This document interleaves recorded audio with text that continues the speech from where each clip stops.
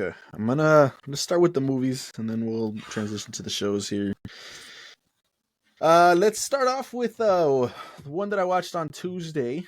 I'm telling you, man, I got the season pass from Alamo. I went every day during the week except for Friday. That's good. That's That was the Hell only day yeah. I didn't go. That's So good. everything that's in the theater, at least at the Alamo, I've seen it. So it's kind of nuts. Kind of It's nuts, in man. Letterboxd. Damn. Yeah. Mufasa. I went to go see Oh, Mufasa shit. as well. You guys know how I feel about that first one. It was horrendous, pointless, boring, no emotion, nothing like that. Completely.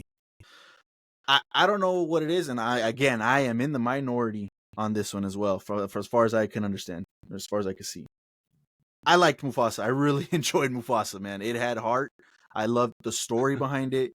I loved every single song in it. Like I said, I don't know. Let me know down in the comments if you like the songs or not. From what I see, people just didn't like this movie at all. I don't know why. I enjoyed it. I like the story. You get a whole reason as to why there's only one pride, I guess, if you want to say, in the Lion King. They explained that, and I thought that was pretty cool. And the antagonist of this movie was awesome. You get some heartfelt things at the beginning of the movie, kind of what you expect, like in the Lion King, and then you get your love song in the middle. So they kind of took some beats from the original, but for the most part, it was an original story, original songs. I think all of them, if I'm not mistaken, are original songs. Yeah, I really did enjoy Mufasa, and I was really surprised by that.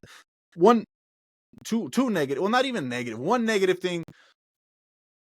At the beginning, it's kind of like a pseudo sequel, prequel type of thing. Like at the beginning, they're telling Mufasa's story, so you get Timon and Pumbaa, you get Rafiki, you get a brand new character. If you have never seen the sequels, I'm not going to spoil that for you, but the animated sequel, you know who this character is.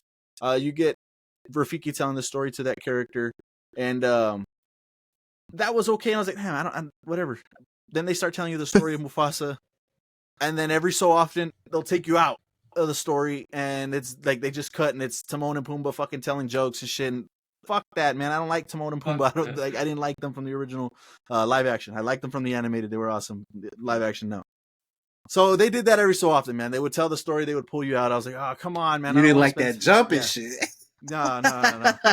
Like, if you're gonna tell me the story, tell me the story. Don't pull me out of it, and then just go back to this. So that was a negative, for sure, a hard negative. And then the second one, not necessarily a negative, but kind of another reason I maybe deducted a point or so from this, was that first act was so strong for me. I really enjoyed it. I was locked in completely.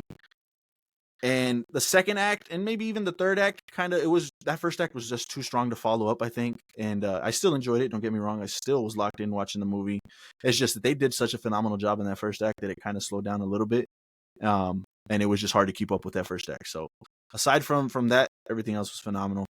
I think a lot of you people have already watched it, because I think it's over like 400 million or 500 million, something like that. But yeah, I was really surprised that I liked Mufasa, because I did not like that 2019 remake. So kind of crazy. And then another movie that I watched this week,